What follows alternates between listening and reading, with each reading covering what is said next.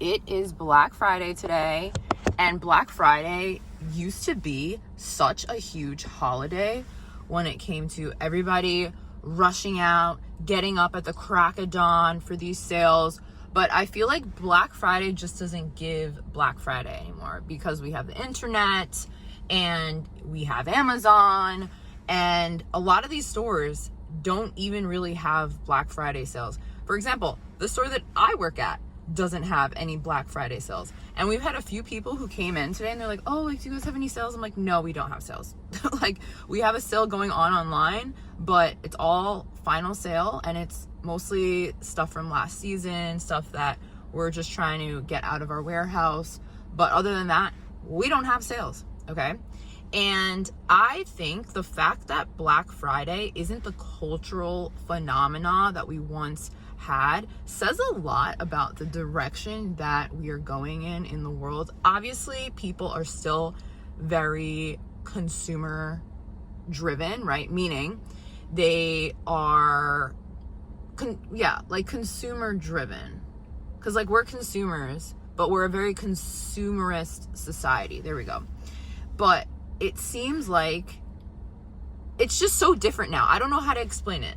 Like, it's so different now. It's not the same as it used to be. And something I was actually thinking about yesterday that I wanted to talk about, because I was like, if I talk about this on TikTok, like as I'm getting ready, then it kind of goes against the point that I'm making. But essentially, I believe that it's kind of crazy when you think about it, there are these people called influencers who literally film almost every part of their lives to show with people, as opposed to living their life. And that's crazy to me, because I used to be in the weeds of that, where I would be doing vlogs all the time. And there's nothing wrong with vlogs, right? We love a good vlog, we love that. But when you're vlogging, I don't think people realize how stressful it can be, because you can't actually be present in whatever situation you're in. And that's why you'll hear a lot of influencers say like, yeah, I'm going to this event, that event, whatever, but they're not really enjoying it. They're just seeing it as content. And I wonder if there's a delicate balance that you can hit as an influencer, where it's like, okay, yeah, obviously you want to showcase your life and all of that, but you're also taking that time to really be present in all the cool things that you're doing. And this is one of the things that I have really been personally experimenting with, because I don't really like to film everything. I like to film something if there's a point, if I have something to say. And maybe you don't agree with it. Also, my name is Sydney. I talk about self-concept, self-development, and I also just yap. Like, I'm also just a yapper. I enjoy yapping. And yeah, if you like this type of content, definitely give me a subscribe, a like, a comment. So it's very interesting, because this whole influencer thing, it feels so staged, and it is so staged. I had an instance happen with my sister 2 days ago where she showed me something and I audibly lolled, okay, because it was really funny to me. And she said, oh my God, I wish I was recording that. And I was like, we lived it. Like, we lived it. We don't have to record every single thing that happens. And the fact that we're even programmed and we're in this mindset of where something happens and we immediately say, oh my God, I wish I filmed that. That's wild. That's really wild, because I want to experience that. And sometimes I see some of these videos of these really cool experiences that people go on, and I'm like, it would be cool to experience that, but not from the vantage point of the camera, but from the vantage point of me in my human experience. And I don't know, like, life is so weird, and this is a weird time for me. I don't know about you guys, but happy Thanksgiving. Hopefully you enjoyed your Thanksgiving. This is after Thanksgiving.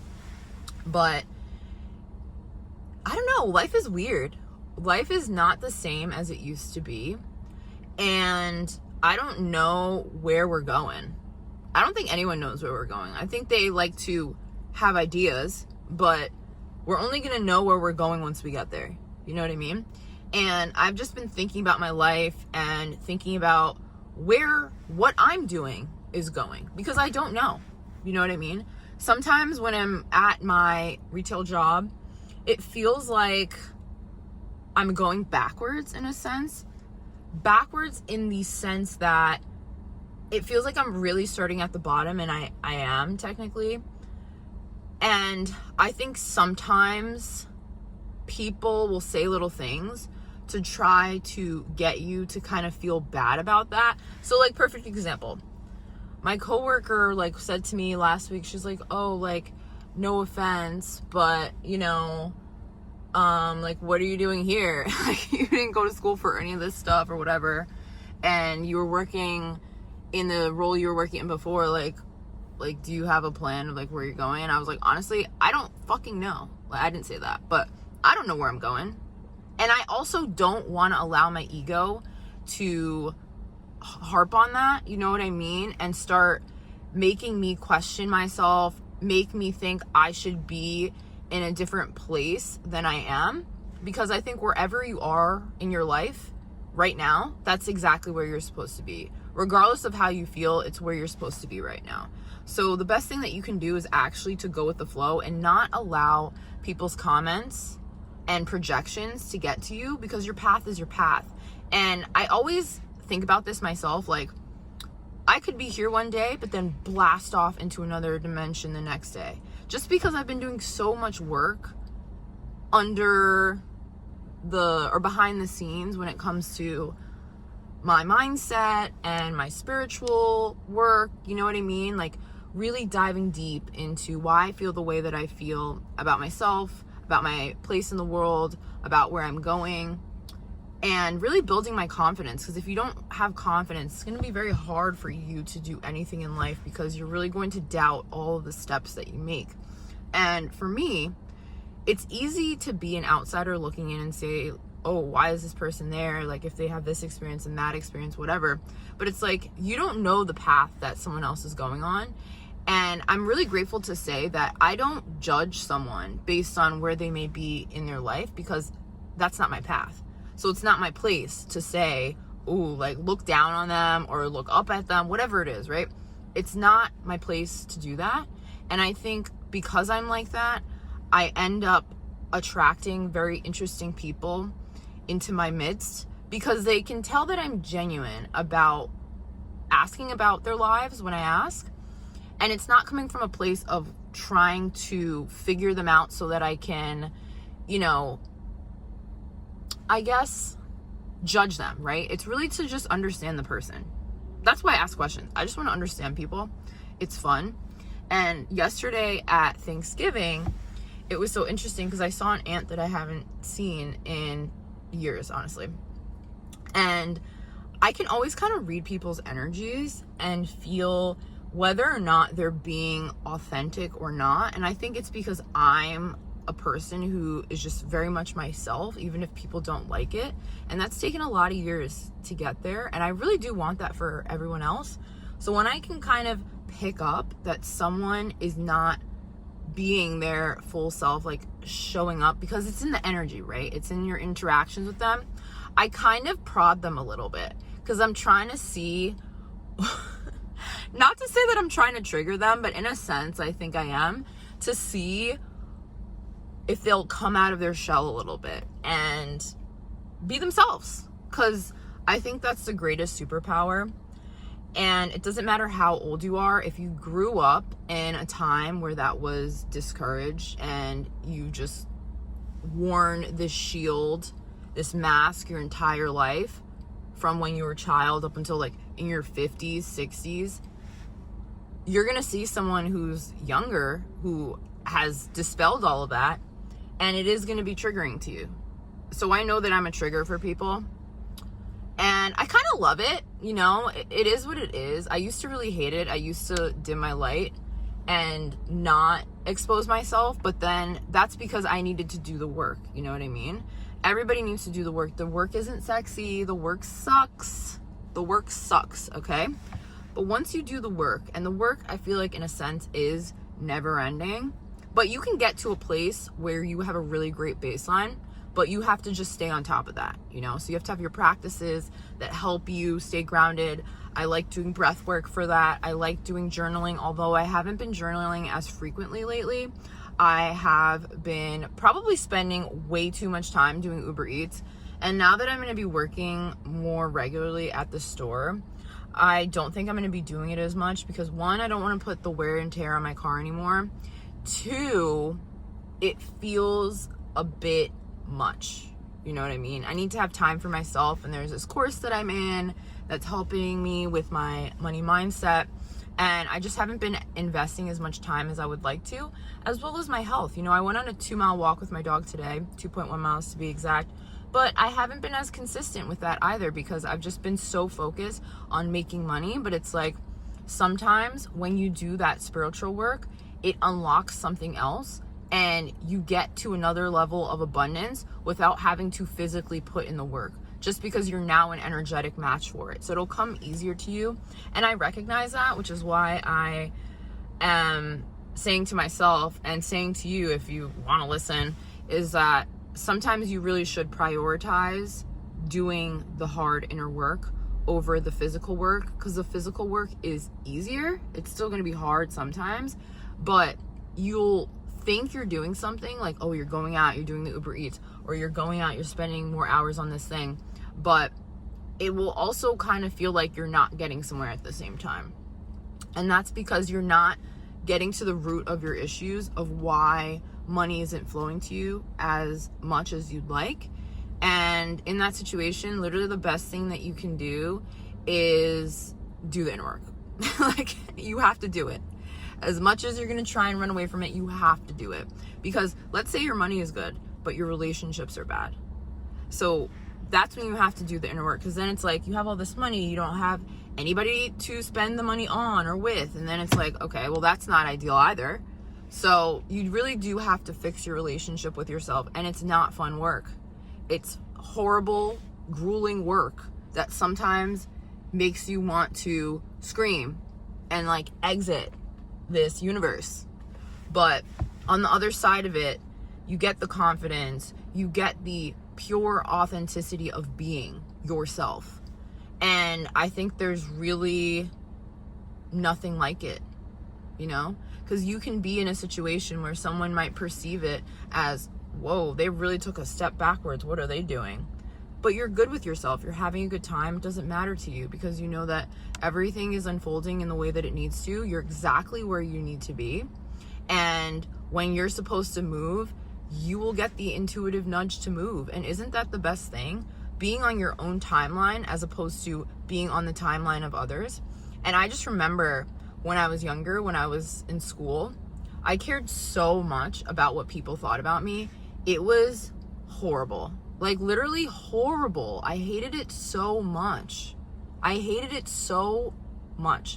And there was this really big elitism thing for me. And I think that's one of the reasons why I decided to go to the school that I went to. One, I was at a state school first, and it was just too easy for me.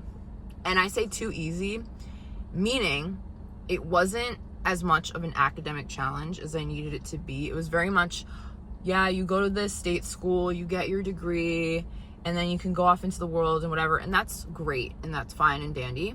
But I'm the type of person where if I'm not feeling as though I'm being challenged enough, I will just check out completely and I won't do anything. And I was just feeling really depressed. So then I ended up going to a really, like, a good school. You know, some people know it's Smith College, it's a women's college. And I really enjoyed it. And I studied economics there. I minored in philosophy, and I did a bunch of stuff. I did a bunch of random shit. But the random shit that I did wasn't to build my resume. It was pure curiosity, okay? Pure curiosity that I did that. I remember one season or one semester, I did debate team. I was horrible. Oh my God. I was so bad, but I did do it. And I was like chair of the honor board there during my senior year. And again, that was just a random thing I did because one of the girls in my house was the chair when I was a junior, and she was like, oh, during my sophomore year, she was like, you should totally run for it, it'd be awesome. And I was like, sure, why not? Literally shits and gigs, I ran and I won. So I was like, okay, that's cool. Like, I was in running club and all that stuff. Anyway, I'm getting off on a tangent here. My main point was that the major reason why I went to Smith was because I knew it was a more elite school, okay? But it also was the best fit for me.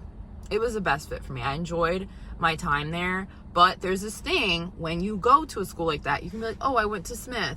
Or like if someone went to Cornell, oh, I went to Cornell. You know, it's like these little elitist things, especially in the Northeast, it's big up here, that people compare themselves by the schools that they went to or where they vacation or any of these things. It's this social game that's always playing out. And when you can really unplug from that and like really kill your ego and start at the bottom again, and that's how I feel at this role. I truly feel like I'm starting at the bottom and I'm not allowing it to get to me like I think some people would like for it to get to me.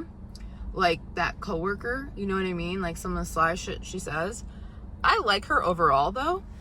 I just think you can't take things like that seriously, because a lot of times people are projecting onto you what they would do in your situation. You know what I mean?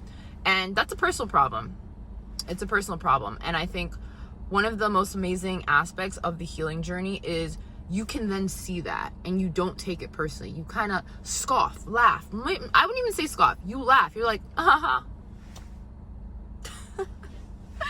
So yeah, anyway, I had some interesting sales earlier today there was like a whole group of these like guys. I think they were probably college age. Yeah, probably like senior year of college. And it's just so interesting interacting with that demographic. It's kind of fun. But I don't even know where I'm going with this anymore. Overall, guys, make sure that you do the internal work so that you're not in a situation where it feels like you're always trying to prove yourself. You have nothing to prove. You're alive. You're you for a reason. Just be confident in yourself. Get to the root of all your issues. Release them. It doesn't fucking matter. No one knows what they're doing anyway. So why does it matter what people think about what you're doing? It doesn't. It doesn't. If they're not paying your bills, and even if they are paying your bills, they are not directly paying your bills. You're deciding to pay the bills with the money that you get from your job. So basically, don't listen to what people say if it's not conducive to where you're trying to go, because it doesn't matter. Only you know where you're going, and you get that divine insight from God, universe, source, however you identify. I don't care. Do you. But you need to listen to you, to God, universe, source. And that's how you'll have the best life. So even if it looks like there's no light at the end of the tunnel, there is always a light at the end of the tunnel. And it might be just around the corner. So if you like this video, like, comment, and subscribe. And I will see you all in the next one.